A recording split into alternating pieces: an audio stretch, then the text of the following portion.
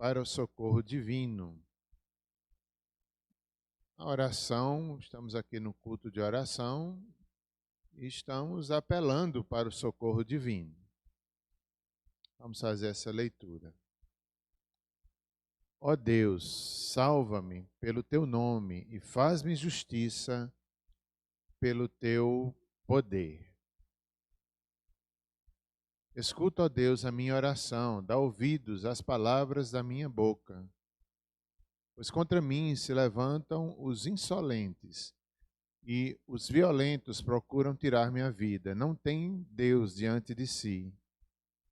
Eis que Deus é o meu ajudador, o Senhor é quem me sustenta a vida.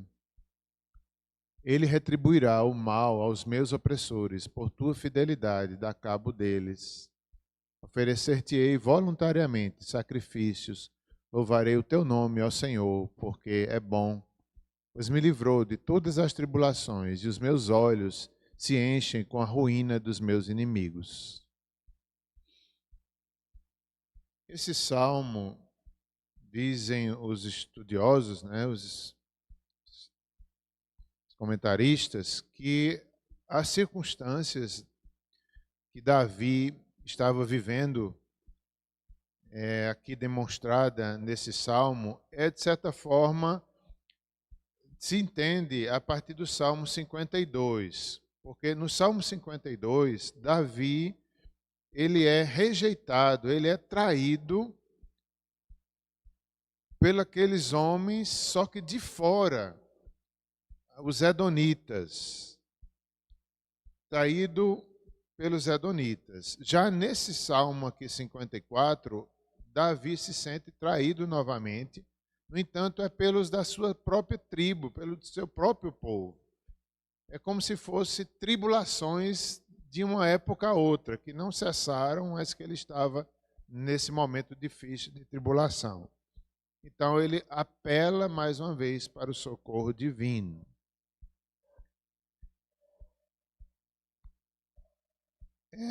Os do Salmo 52 é Doeg, o nome do traidor. E já no Salmo 54 tem um contexto ali também de Saul envolvido nessa história. Então, diante disso, Davi ora, Davi pede a Deus o socorro divino, para que Deus intervisse, para que Deus abençoasse, para que Deus fizesse justiça. Então, nos versos 1 a 3, nós vemos aí a oração de Davi, que simplesmente é essa, é dizer, Senhor, tu conheces essa situação e eu te peço que o Senhor faça justiça. Não é apenas uma justiça pelo rei Davi, pelo homem Davi, mas é para que Deus defendesse a si mesmo, para que Deus mostrasse a sua glória, para que o nome de Deus fosse glorificado. Tanto é que Davi vai chamar aí o nome de Deus. Ó Deus, salva-me pelo teu nome, o versículo 1.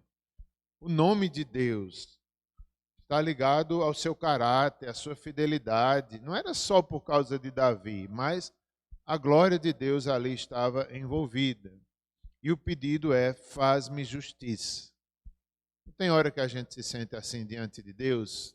Situações da vida, tribulações, dificuldades, até mesmo traições, rejeitado pelos homens da sua própria tribo.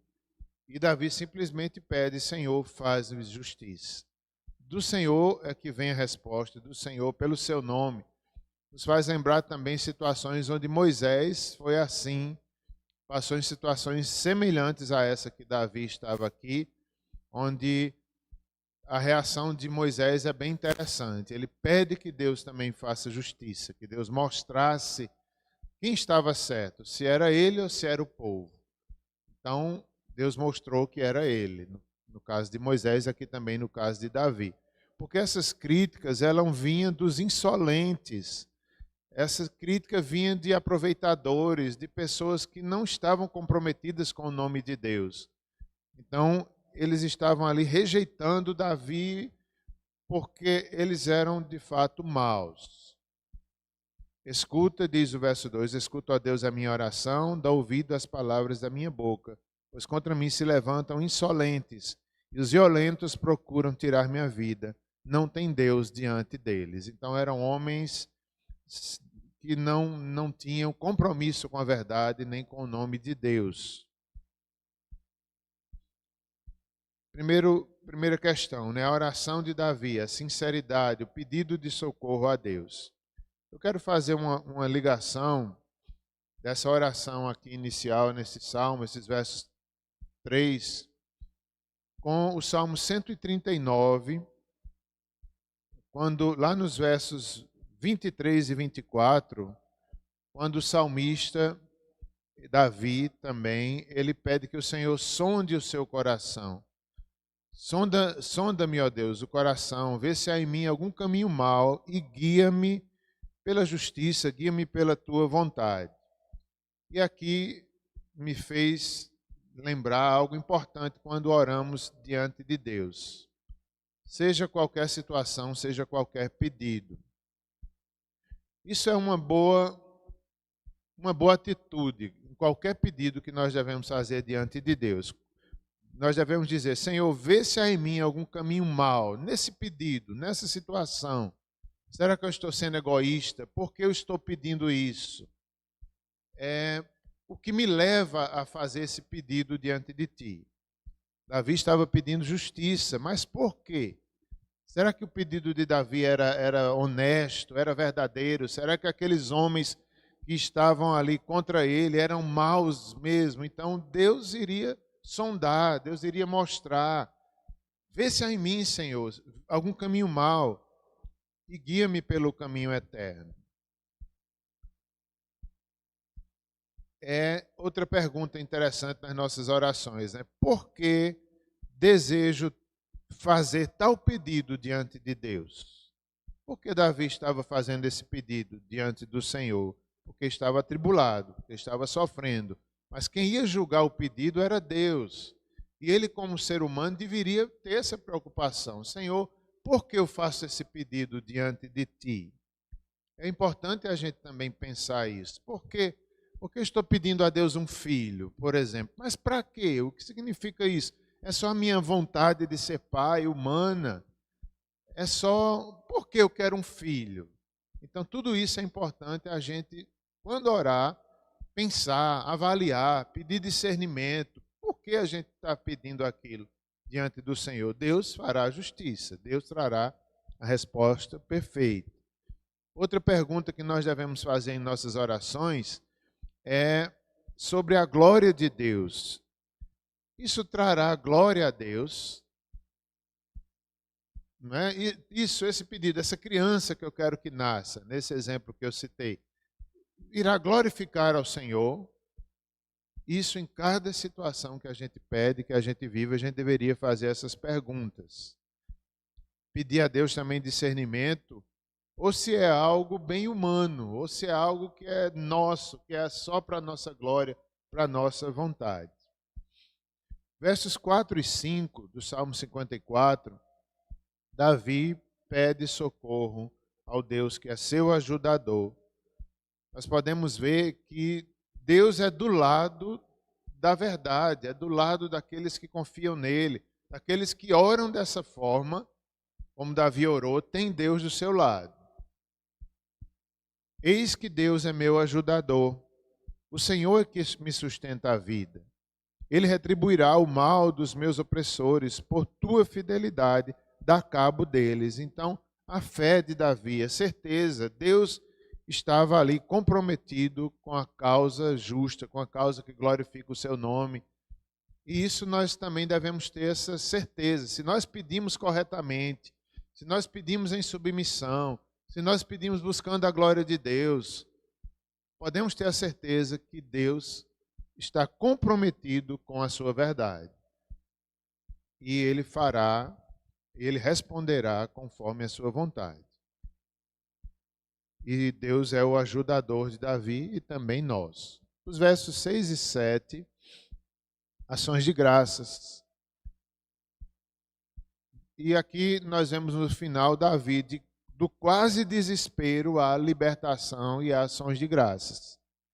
Então, ele está desesperado, de certa forma, nessa situação, desde o Salmo 52, agora 54, em outro contexto um pouco diferente, mas ainda muito atribulado.